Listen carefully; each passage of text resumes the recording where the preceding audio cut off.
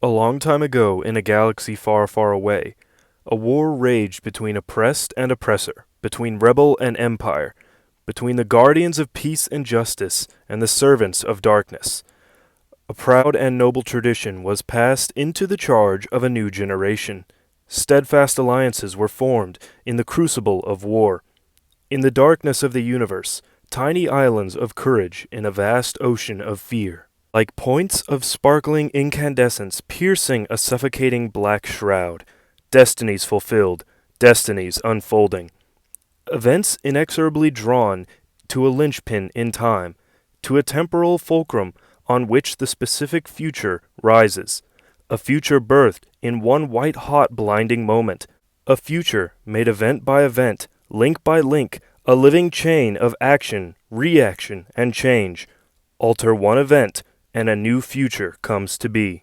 Star Wars Infinities was a series of 3 graphic novels of 4 issues each, released in 2002, 2003, and 2004. Today I will be covering the A New Hope Star Wars Infinities. How these series works is one event in the original trilogy movies is altered so that the outcome, the end of it, is completely different and unrecognizable from the original movie. In the Battle of Yavin, with the Death Star and the Rebel forces attempting to blow the main reactor with proton torpedoes, Luke Skywalker successfully launches his 2 proton torpedoes into the exhaust vent. However, halfway through, they detonate for unknown reasons, causing much damage throughout the Death Star, but unfortunately not destroying it. The Death Star, weakened but still operational, fires an initial shot at Yavin 4, crippling the moon, however not destroying it.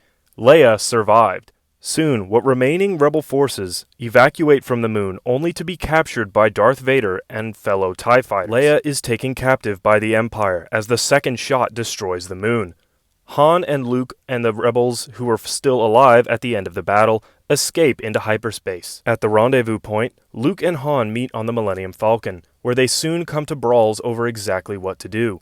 Luke wanting to go after the Death Star one more time, and Han saying that they lost. They fought and they should be proud, but they still lost. This causes them to come to blows. However, the Force ghost of Obi-Wan Kenobi comes up and tells Luke that he must go to Dagobah to train as a Jedi. Over the Imperial world of Coruscant, Leia is brought before the Emperor. Leia remarks that the Emperor does not have what it takes to actually execute her, to which the Emperor laughs and agrees, saying that he would much rather keep her as a house pet and a personal project than to actually kill her, as her death would have no true meaning.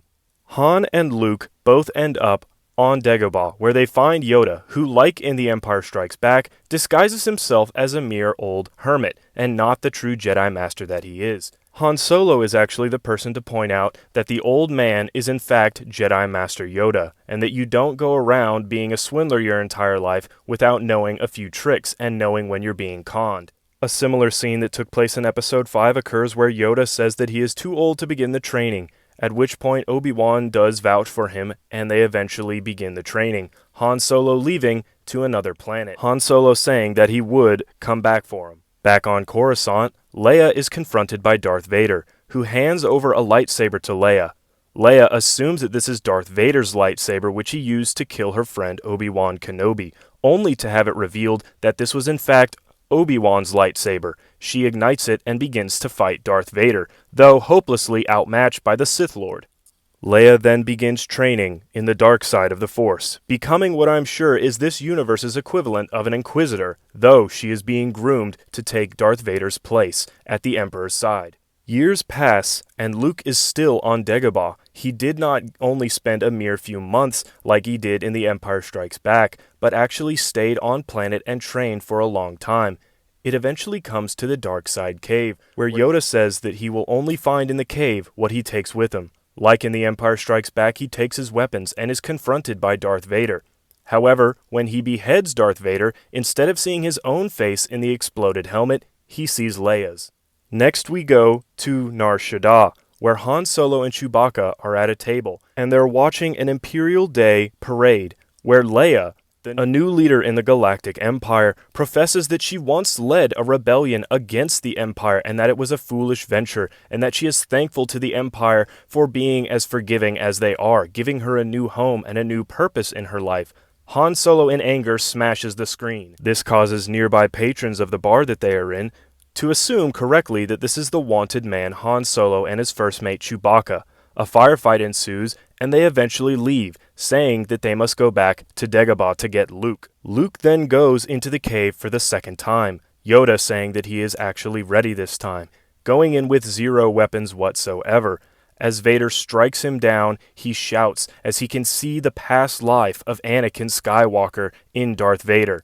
Han Solo shows up at this moment and proclaims that they are back and that he needs to know what happened to Leia. Yoda as well agrees that it is time to confront the Sith Lords and that there is a truth that he must know, that Darth Vader is his father, and furthermore, Leia is his sister, and that telling him would only increase his rage after the destruction of Yavin 4 and the rebellion, and that the secret needed to be kept from him in order to preserve the future with Luke.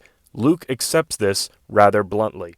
They say that they need to go to the Imperial world of Coruscant, where Yoda actually says he will also go, as he is overdue for a reunion with Darth Sidious the Emperor. They sneak back onto the Death Star, which has newly been christened as the Justice Star, as it eclipses the sun of Coruscant. Yoda uses the Force to trick some of the stormtroopers to taking him to Tarkin, where then he shows the power of his Force by actually using a mind trick on Tarkin, and convincing him to use the newly christened Justice Star to destroy the Imperial fleet surrounding Coruscant. Han and Luke both make their way to the Imperial Palace, where they fight off royal guards and eventually find themselves in the Emperor's chamber. This leads to a confrontation between Luke and Leia, and C-3PO even pulls a gun on Han Solo as he's been reprogrammed. Leia is eventually turned from her dark path, and Darth Sidious unleashes a torrent of Force lightning on them, to which Vader steps in between them and takes the blunt of the Force lightning. Sidious is then called by Yoda, where he ridicules Master Yoda, saying that his forces have certainly turned off the weapons of the Justice Star at this point. Yoda says that he is right, and begins moving the Justice Star to impact with the Imperial Palace on Coruscant. Luke, 3PO, Chewbacca, Han, and Leia all escape from Coruscant as Yoda, Vader, and Sidious die in the blast. A new hope for the galaxy emerges as 5 years later, the new Supreme Chancellor of the Republic is Leia Organa, and Luke Skywalker has started a new Jedi Academy. Now, what do I think about this? Well, this is certainly one of the more interesting Star Wars comic books that I've ever read. It's certainly a strange Elseworld, and I honestly love it. I read it years ago and dismissed it as just kind of like, oh, it's not much. It's a cool graphic novel. But upon rereading it, I really just discovered an amazing story. It's similar in many ways to the Stan Lee's take on the Justice League, where similar characters and storylines are threaded throughout a completely new story, something that really just turns the Star Wars universe on its head. And this is really an interesting take on what A New Hope could have been. What would have happened if the Death Star just hadn't been destroyed? It's something unique, it's something different, and I recommend everyone read it. I will be putting a link to the comic in the description below. Seeing Luke train for multiple years, seeing Leia actually be trained in the original trilogy timeline is something interesting, and still seeing that Vader does have a shred of Anakin in him enough to where he will save his 2 children. It's also interesting that throughout the comic they explain very bluntly that Leia or Luke was to be the new Sith Lord and that Vader would be replaced and killed if need be.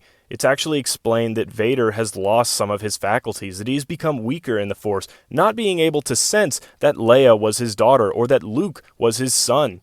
Upon questioning the Emperor about this, he says that he was surprised that he couldn't even sense it. Overall, it's a fantastic comic, it's a fantastic graphic novel. I will be covering the next graphic novel, which is The Empire Strikes Back, Star Wars Infinities, next week, so stay tuned for that. We can all agree that the Star Wars original trilogy is a classic in film history, and its story spans generations and is timeless. But do you appreciate these kind of alternate endings to the story? This part where the story divulges almost entirely from its original ending. I personally do, and I'm looking forward to reviewing the next 2 in the series, The Empire Strikes Back and Return of the Jedi. So comment your thoughts and tell me how you feel about these. Thanks for watching, and as always, I'll see you again next time.